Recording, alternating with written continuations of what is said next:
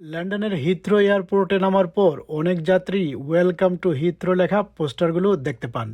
সেই পোস্টারগুলোর একটিতে ছিল পূর্ব লন্ডনের বাসিন্দা সৈয়দ উসমান শাহের মুখ। তিনি বারা মার্কেটে খেজুর বিক্রি করেন এবং স্থানীয়ভাবে ডেট সুলতান নামে পরিচিত। বিমানবন্দরের এই ক্যাম্পেইনে তাকে বেছে নেওয়া হয়েছিল ব্রিটেনে আসা ভ্রমণকারীদের স্বাগত জানানোর জন্য।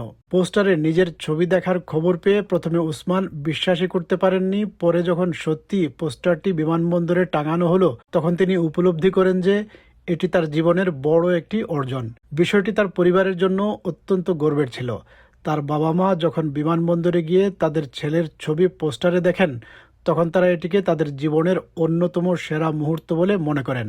I was in disbelief. I'm like, surely it can't be me. It was a pinch me moment.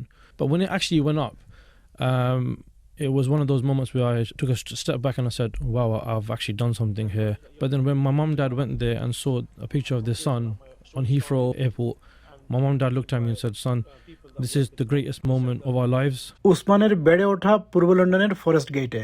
কয়েক বছর আগে রামাদান মাসে তিনি বিভিন্ন ধরনের খেজুর দিয়ে নতুন রেসিপি তৈরি করার চেষ্টা শুরু করেন। পরে ক্রাউড ফান্ডিং ও সামাজিক যোগাযোগ মাধ্যমের সাহায্যে তার ব্যবসা ধীরে ধীরে বড় হতে থাকে এবং তিনি বারা মার্কেটে নিজের খেজুরের স্টল গড়ে তোলেন। কিন্তু হিথ্রোর পোস্টারগুলো প্রকাশ্যে আসার পর পরিস্থিতি হঠাৎ বদলে যায়। পোস্টারের একটি ছবি সামাজিক যোগাযোগ মাধ্যমে ছড়িয়ে পড়ার পর ওসমান অনলাইনে বর্ণবাদী ও ইসলাম বিদ্বেষী আক্রমণের শিকার হন।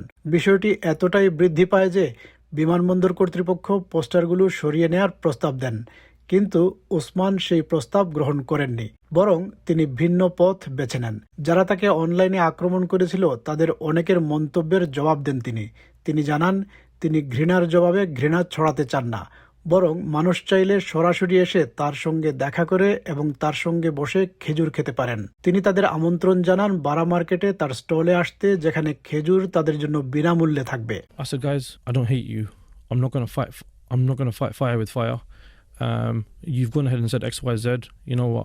I'm going to show that love is much stronger. I forgive everybody. I hold nothing against nobody. Rather, if you want to be brave and you want to take it a step further and you want to find out a bit more about me as a person, away from my skin color, away from my name, why don't you just come to Borough Market and have some dates with me? And the dates are on the house.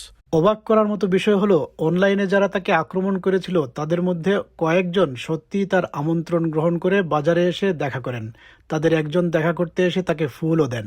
সেই সাক্ষাৎকারটি ছিল উভয়ের জন্য আবেগঘন একটি মুহূর্ত এবং তারা একসঙ্গে বসে খেজুর খেয়ে সময় কাটান। And I met the lady and she gave me flowers and it was a beautiful moment because I said, look, I hold nothing against you. Rather, you are the bigger person because you came up and we had a date together. We literally enjoyed dates. এদিকে Heathrow airport কর্তৃপক্ষ অনলাইনে ঘৃণামূলক মন্তব্যের নিন্দা জানান। বারা market কর্তৃপক্ষ উসমানের প্রতি তাদের গর্ব প্রকাশ করেন এবং বলেন, তিনি যেভাবে মর্যাদা ও উদারতার সঙ্গে পরিস্থিতি মোকাবেলা করেছেন তা প্রশংসনীয়। এই ঘটনার পর উসমানের খেজুরের ব্যবসা আরও পরিচিত হয়ে ওঠে এবং লন্ডনের বিভিন্ন জায়গায় তার ব্যবসা বিস্তৃত হতে শুরু করে, যার মধ্যে রয়েছে ওয়েস্টফিল্ড লন্ডনে। শেষ পর্যন্ত যেসব অনলাইন ট্রোল তাকে আক্রমণ করেছিল তাদের কারণেই তার ব্যবসা আরও বেশি মানুষের কাছে পৌঁছে যায় এবং বিক্রি দ্রুত বাড়তে থাকে।